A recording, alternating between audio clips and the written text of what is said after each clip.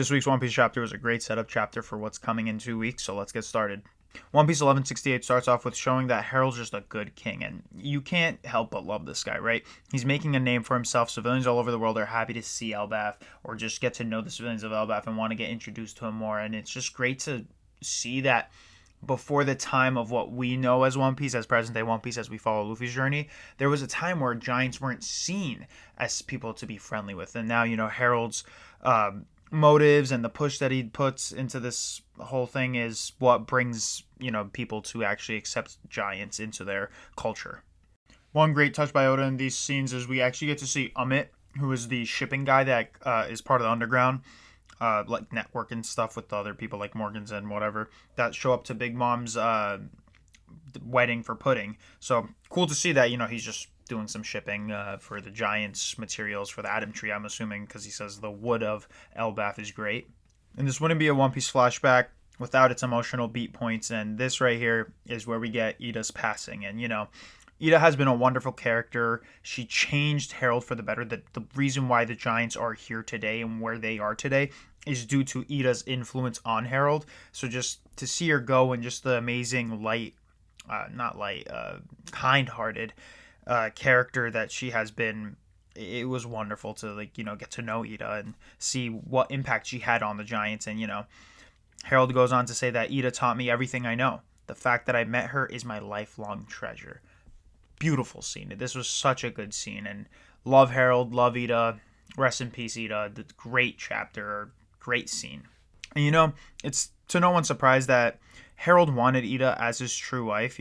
This is just a tragic love story at the end of the day between Herald and Ida.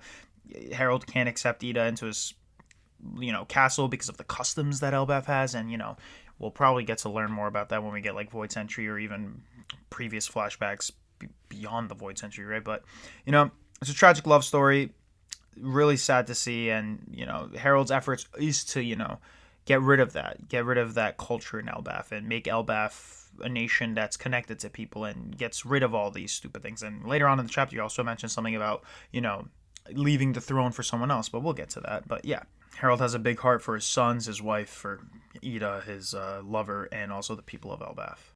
We see Loki's in prison for the actions that he did in the brewing village in the previous chapter. Good for Loki.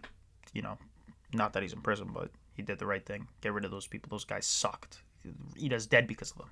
And now we get to the more juicy part of this chapter, or at least more information-packed part of these chapters, and it shows that Shanks disappeared 14 years ago from Marajwa. Now, just to do a little bit of timelines for One Piece, Luffy met Shanks 12 years ago in the current timeline aspect, so 2 years after what we're seeing now is when Shanks actually meets Luffy, and the whole Luffy flashback happens from Chapter 1.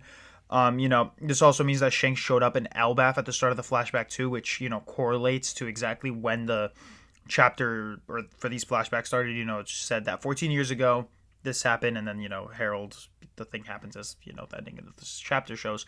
But Shanks left the Marajwa and left the God Knights and then showed up to Elbaph. So if you guys have checked my theory, if you haven't, please go ahead and check my One Piece theory on the legendary devil fruit of Elbaph.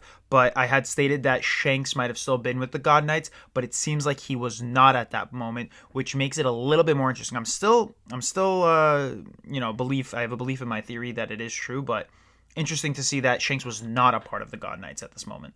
And this, just all domino effects into Herald getting his position into the spot of being promoted. Woohoo! Yeah, that turns out great, doesn't it? And, with this, we get a little insight on Herald, which I explained previously in this video, but Herald wanted to leave the throne of Elbaph for someone younger and purer. And when I read that, first thought that came to my mind is Luffy. Now, I know Luffy wouldn't take the spot of a king of a country, but the man that Herald was probably envisioning was someone like Luffy, kind-hearted, pure young soul.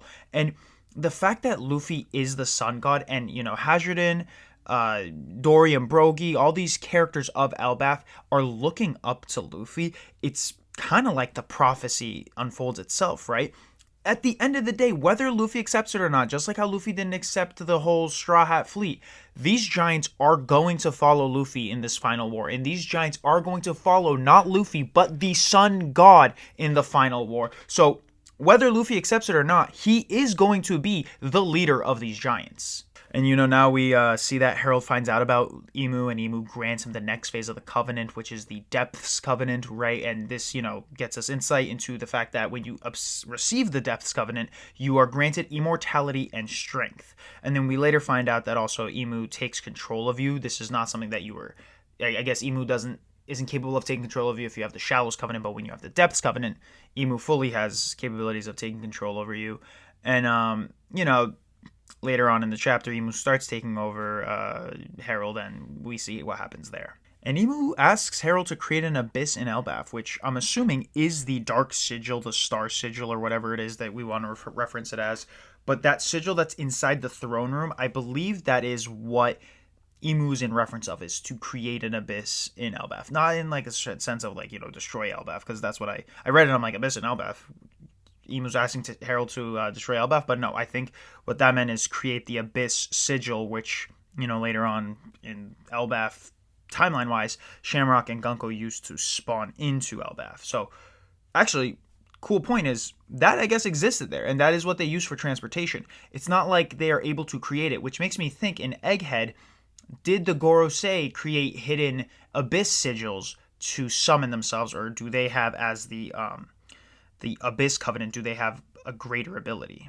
And one big line from this chapter I want to harp on as well a little bit is the Emu wants the giant fleets to rival the Navy. I think this is foreshadowing from Oda in saying that the Giant's fleet rivaling the Navy is what is going to have Luffy rival the Navy itself, right? The manpower that Luffy needs to take down the Navy, since we believe that the Giants will, be on the side of Luffy. I think that's what it means, right?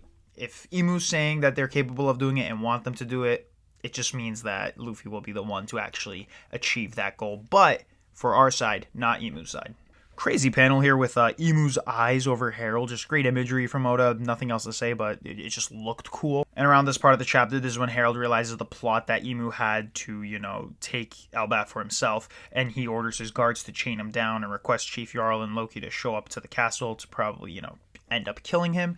But we'll see how that goes. Obviously, we haven't gotten that reveal yet. We'll get that in 2 weeks from now. And yeah, all this just leads us to the fateful day of what happens at the castle and what Loki is describing today. Again, not much to speak on except for those little parts that we had. This was more of a setup chapter and preparing us for what is to come. I just still think it's a great chapter. Really enjoyed seeing everything that came down to this. We have a break next week, which means that we'll get a chapter in 2 weeks. So, within the year we have 2 chapters left, meaning that if there's no holiday obviously after the next one, so 1169 will be coming out, and then depending on 1170, if there's a holiday, Shonen Jump holiday, if Oda takes another break, we won't get another chapter. But I am assuming within those 2 chapters the flashback will come to an end and the truth will be in light, and then we'll be back to present day One Piece.